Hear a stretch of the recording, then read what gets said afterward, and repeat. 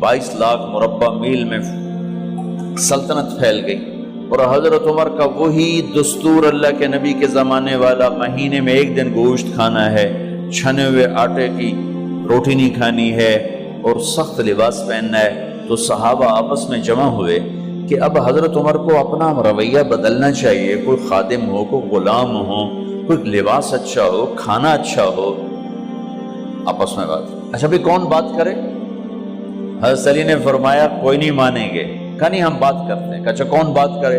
तो सारे डर के कहने लगे हम तो नहीं करते। अच्छा भाई कौन बात करे? चलो हजरत आयशा से कहते हैं, हजरत हफ्सा से कहते हैं वो बात करें, चूंकि वो अल्लाह के नबी की बेगमात हैं तो उनका ज़रूर वो ख्याल भी करेंगे, प्रोटोकॉल भी देंगे। तो एक बेटी है हजरत हफ्सा, ये दोनों उम्महातुल मोमिनीन तशरीफ लाईं। आप उठ के बैठ गए। हजरत आयशा ने बात शुरू की, अमीरुल मोमिनीन आपसे एक बात करनी है। कहो। अल्लाह के नबी का दौर था, दुनिया आई नहीं तो वो फक्र में चले गए। फिर मेरे बाप का दौर आया तो दुनिया कोई नहीं आई थी, वो भी फक्र में चले गए। अब अल्लाह ने आपका दौर हमें दिखाया है, मुल्क फतह हो गए, सोने चांदी के ढेर लग गए और आप उसी फकीरी पर हैं। हम दोनों ये अर्ज करने आई हैं कि आप अपना तर्ज जिंदगी बदल लें। तो एकदम चेहरे का रंग बदला। फरमाया किसने भेजा है तुम दोनों को मेरे पास? तो हज़रत आयशा ने कहा पहले आप हाँ ना करें फिर हम बताएंगे किसने भेजा है।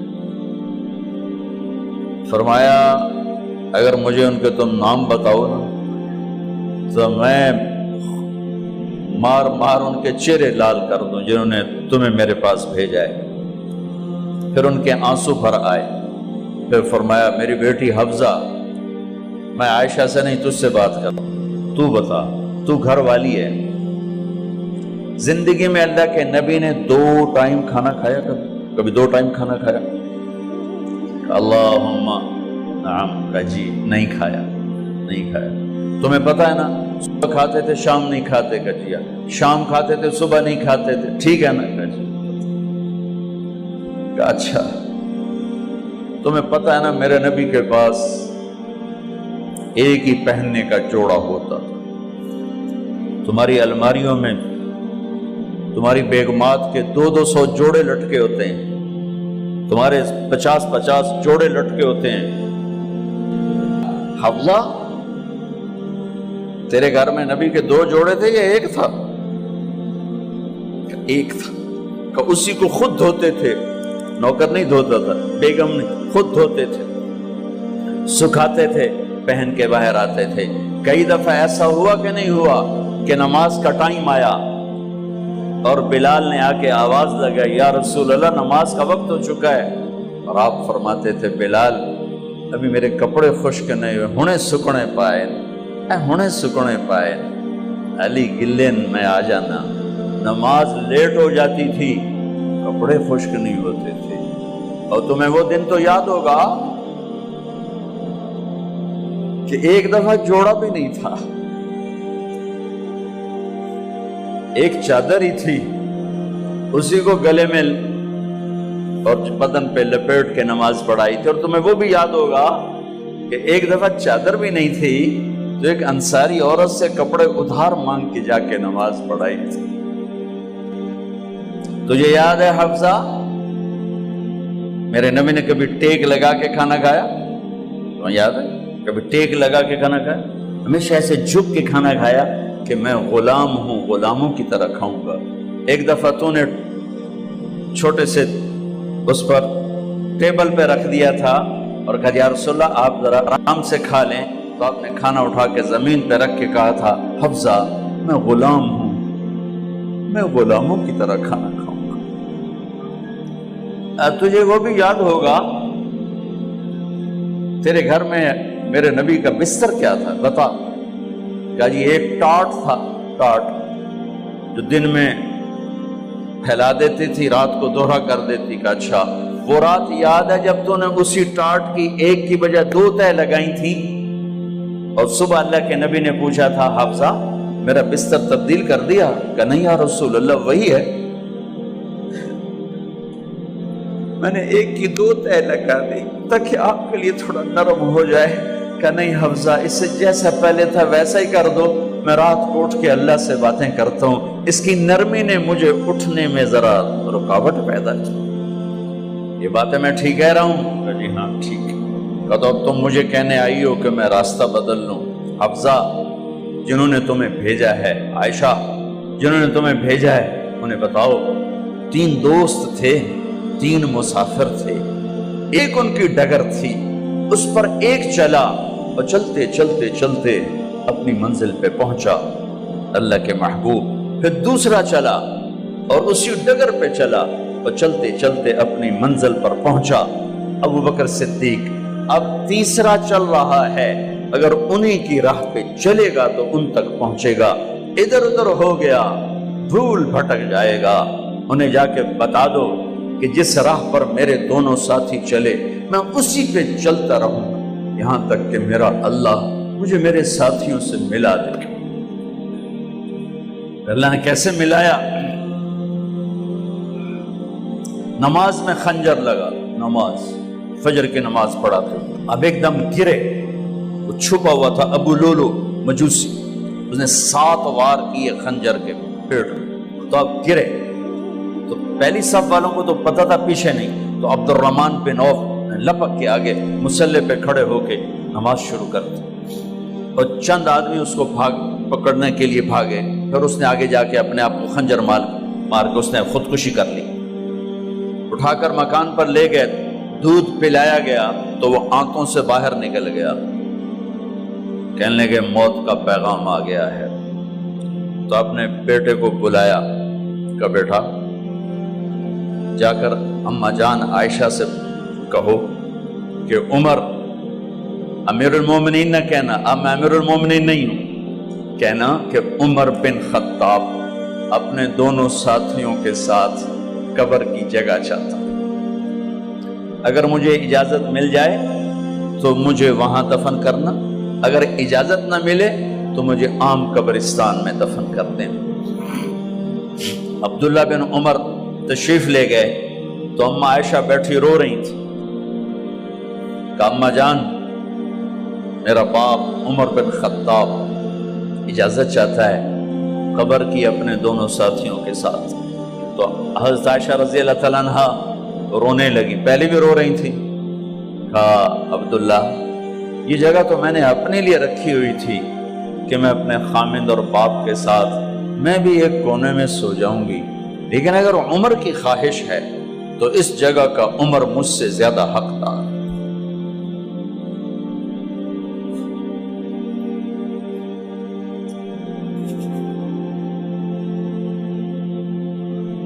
بیٹے نے آ کر کہا ابا جان مبارک ہو، اجازت ہو گئی۔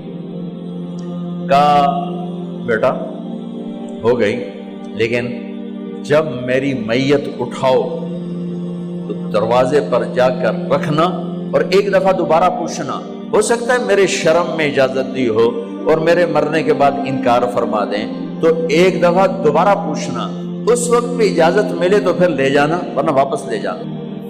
حضرت علی اور حضرت حسن تشریف لائے جس دن انتقال ہو رہا ہے، تو گھبراہٹ دیکھی تو علی نے فرمایا عمر موت سے ڈر گئے ہو؟ کہ نہیں موت سے نہیں ڈرا، موت کے بعد کیا ہوگا اس سے ڈر گیا۔ یہ کون کہہ رہا ہے؟ میرے بعد کوئی نبی ہوتا تو عمر ہوتا، یہ وہ کہہ رہا ہے۔ یہ کون کہہ رہا ہے؟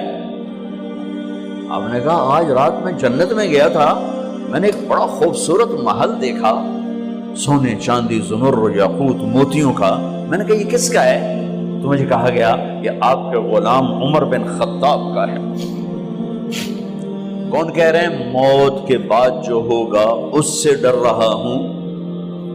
کہ آپ مسجد میں انٹر ہوئے، مسجد میں ایسے لوگ تھے، ادھر ابو بکر تھے اور ادھر عمر تھے، آپ دیو آپ نے یوں ہاتھ پکڑ لیا، دونوں کے ایسے ہاتھ پکڑ لیے، ادھر ابو بکر ادھر عمر، کہ مجھے دیکھ رہے ہو؟ کہ جی۔ کہ قیامت کے دن میں ایسے اٹھوں گا کہ میرے ادھر ابو بکر ہوگا اور ادھر میرے عمر ہوگا۔ یہ عمر کہہ رہے ہیں اور سے نہیں ڈرا ہوں، موت کے بعد کیا ہوگا اس پہ ڈر رہا ہوں۔ تو حضرت علی نے فرمایا کیوں ڈرتے ہو؟ میں گواہی دیتا ہوں، میں نے کئی دفعہ اللہ کے محبوب سے سنا کہ جنت کے بڑی عمر کے، ایک تو نا جنت کے نوجوانوں کے سردار، وہ تو حسن حسین ہیں، میں نے کتنی دفعہ سنا اللہ کے نبی سے کہ جنت میں بڑی عمر کے لوگوں کے سردار ہیں ابو بکر اور عمر۔ تو آپ نے کہا قیامت کے دن گواہی دو گے؟ آپ نے کہا، حضرت علی نے کہا میں بھی گواہی دوں گا، میرا بیٹا حسن بھی گواہی دے گا۔ وہ حضرات تشریف لے گئے تو موت کی آہٹ کو محسوس کیا تو بیٹے کی گود میں سر تھا عبداللہ بن عمر کا بیٹا، یہ زمین پہ لٹا تھا۔ انہوں نے یہاں سے ہٹا کر یہاں سر رکھ دیا۔ وہ حق سنا نہیں کیا کہہ رہا ہوں، زمین پہ ڈال دے۔ ان کا جی نہیں چاہ رہا تھا، کیا کہہ رہا ہوں، زمین پہ ڈالو۔ انہیں آگے کر دے، خود پیچھے اٹھ، اپنا چہرہ مٹی میں یوں رکھ اور مٹی میں منہ ملنے لگے ایسے، اور کہہ رہا ہے ویل لک یا عمر ان لم یغفر لک عمر ان لم یغفر لک ربک، اے عمر اگر تیرے رب نے آج تجھے معاف نہ کی تو ہلاک ہو۔ ویل لک ولأمک ویل لک ولأمک یا عمر ان لم یغفر لک ربک، عمر اگر آج تجھے اللہ نے معاف نہ کی تو ہلاک ہو۔ اتنے بڑے مقام والے 1,24,000 میں ایک آدمی ہے مراد، جسے مانگا گیا ایک آدمی، یا اللہ عمر دے دے میرے اسلام کی بلندی کے لیے۔ وہ کہہ رہے ہیں ویل لک یا عمر ان لم یغفر لک رب،